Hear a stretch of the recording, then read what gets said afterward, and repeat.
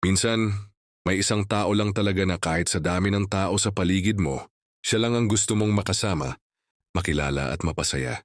Yung simpleng ngiti niya parang sapat na para gumaan ang buong araw mo. Pero paano nga ba mapapansin ka niya? Paano mo mapaparamdam sa kanya na hindi lang siya basta crush? Kundi may espesyal talaga siyang lugar sa puso mo? Simple lang dapat magsimula sa pagiging ikaw. Oo, ikaw mismo. Hindi mo kailangang gayahin ng ibang tao. Hindi mo kailangang baguhin ang buong pagkatao mo para lang magustuhan ka niya. Dahil ang totoong pagmamahalan ay nagsisimula sa katotohanan. Kung gusto mo talagang mapalapit sa kanya, unahin mong kilalanin muna siya.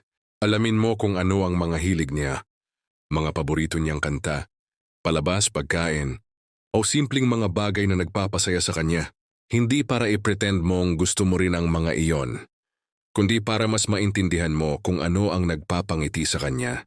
Sa ganitong paraan, makakahanap ka ng natural na paraan para makipag-connect.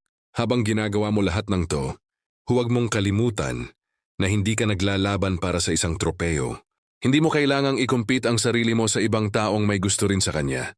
Ang tunay na pagmamahal, hindi yan paramihan ng effort o palakihan ng sorpresa. Minsan yung tahimik lang pero consistent, sincere at totoo, sila yung mas napapansin. Kaya maging totoo ka lang sa nararamdaman mo. Kung gusto mo siyang alukin ng kape, gawin mo. Kung gusto mong batiin siya sa achievements niya, batiin mo. Huwag kang matakot ma-reject. Kasi kung hindi mo susubukan, hindi mo malalaman. At higit sa lahat, huwag mong ibase ang halaga mo sa kung magugustuhan ka niya o hindi. Ang pag-ibig ay hindi sukatan ng worth mo bilang tao.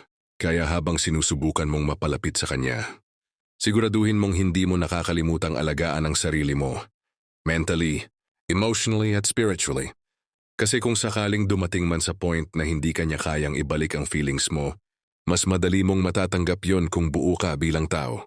Pero kung ibinalik niya man ang nararamdaman mo, mas magiging masaya yung relasyon niyo kasi pareho kayong buo, masaya at handa. Sa huli, tandaan mo na ang pagmamahal ay hindi laging tungkol sa grand gestures. Minsan nasa simpleng kumain ka na ba? O ingat ka palagi lang yan. Nasa pag-alala mo sa kanya kahit walang okasyon. Nasa paraan ng pagtanggap mo sa kanya. O hindi lang sa mga bagay na gusto mo sa kanya kundi pati sa mga imperfections niya. Kaya kung gusto mong magustuhan ka ng crush mo, huwag mong hayaang puro feelings lang ang pairalin. Gamitin mo ang puso mo pero huwag mong kalimutan ang utak mo. Dahil sa tamang panahon, kapag nakita niyang ikaw ay isang taong may malasakit, respeto at pagmamahal na totoo, maaari ka ring maging higit pa sa crush niya. May sliwazo maging daw sinita ay singmawal.